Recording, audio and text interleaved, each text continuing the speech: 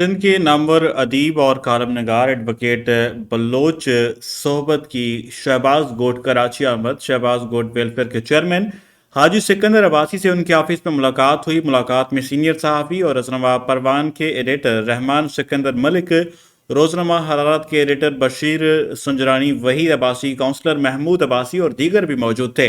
मुलाकात में शहबाज गोट के डेवलपमेंट के हवाले से बातचीत हुई और एडवोकेट बलोच सोहबत ने हाजी सिकंदर अब्बासी को किताबों के तोहफे दिए। उस मौके पर मीडिया से बातचीत करते हुए एडवोकेट बलोच सोहबत ने कहा कि शहबाज गोट कदीमी गोट है और यहाँ पर मुख्तलिफ बरादरियाँ प्यार और मोहब्बत से रहते हैं। उनका मजीद कहना था कि आज के जवान किताबों से दूर होते जा रहे हैं। नई नस्ल को चाहिए कि वो इल्म से दोस्ती करें ताकि हम एजुकेशन से बड़े जुड़े रहें। उस मौके पर मीडिया से बातचीत करते हुए हाजी सिकंदर अब्बासी ने कहा कि वो सब आने वाले दोस्तों का शुक्रिया अदा करते हैं जो कि शहबाज गोट में तशरीफ़ लाए।